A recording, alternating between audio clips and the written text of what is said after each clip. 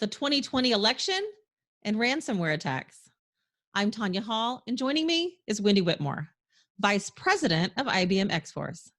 Welcome back, Wendi. Thanks, Tonya. It's great to be on again. Now, remind us about the mission of IBM's X Force.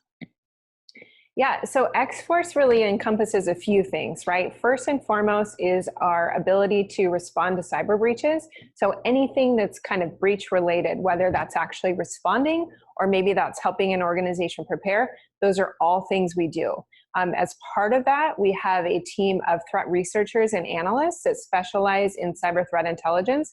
And lastly, we've got a team of people that run both a mobile command center in Europe as well as a facility in Cambridge, and there's one coming online in India where we train organizations in breach simulation. So we actually take them through a really immersive environment and simulate what it's like to go through a breach so that they're better prepared.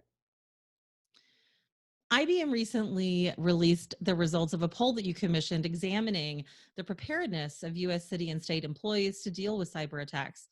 So when was the poll conducted? Who did you contact? And how many were sampled? Yeah, so we talked to thousands of employees. They were spoken with and surveyed over the last month. And ultimately, we came back with some really interesting results, right? I think this is one of the first times that a survey of government employees has been done on ransomware, right? And questions like, how prepared is your organization? How concerned are you? Is this a big threat? Et cetera, et cetera. And we got a lot of interesting responses. So, I think first and foremost is 73% of respondents responded that they were concerned with it, right? So that's a pretty significant number out of the respondents that are aware of ransomware. Out of that, though, only 52% felt like their organization was actually getting effective funding to deal with these type of threats. So definitely a big gap. That's not necessarily all that uncommon in terms of getting new funding in an election year. That's relatively common in the government. One of the things, though, I think on a really positive note was that ransomware is actually the third biggest crisis scenario or threat that the respondents are concerned with. So that's huge. A year ago, if we're having this conversation, I don't think too many people would be as concerned as they are today. I think we'd really be seeing a different number. And I think that's a result of a lot of the public awareness, the media reporting, and education that's going on regarding ransomware attacks. Who is the CISA and how are they working with local election officials and on ransomware threats? Yeah, so CISA is within the Department of Homeland Security, and they're really working with state governments and local governments throughout the country on cybersecurity programs, on cybersecurity funding, right? So they have a wide variety of programs. One of them is actually one we're involved with in the city of Los Angeles, where we sponsored, where DHS funded, and then IBM won a contract for the LA Cyber Lab. And that's actually the first of its kind threat intelligence sharing platform where organizations that are both public and private, government and citizens can actually share threat intelligence about cyber-related threats. So that's one example of a type of program that CISA does.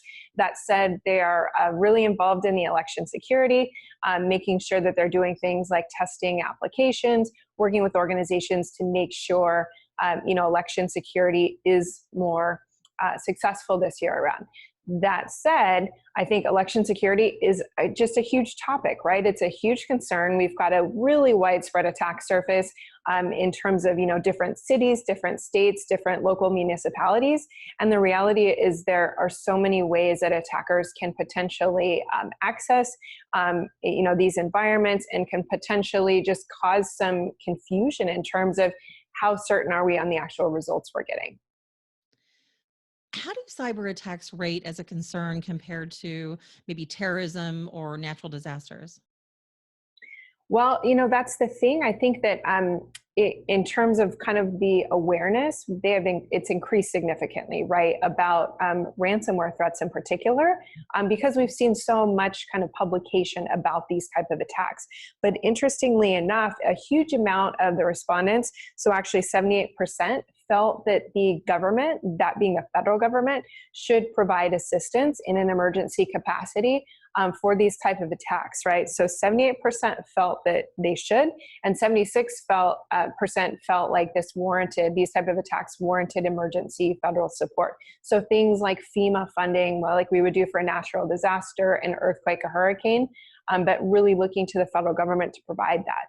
So, I think it's going to be an interesting kind of dialogue going forward to see how much of that will be funded by the federal government. But there's no doubt we need that type of assistance, because unfortunately in the state and local municipality level, there's simply not enough resources today to deal with the problems.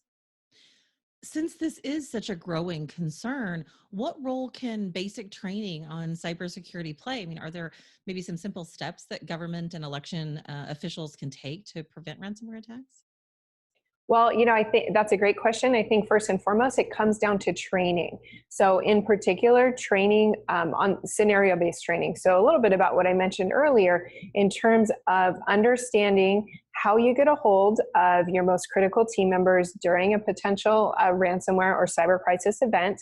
That means that if your email systems are offline, for example, or your phone systems are, how can you actually correspond with your employees and your team members that can help restore systems and get them back online? So that's kind of first and foremost, is having an incident response plan, no matter how minimal it is. And second would be testing it in advance. There's a lot of organizations that are offering free training in particular to cities and states related to ransomware so that they can more effectively prepare.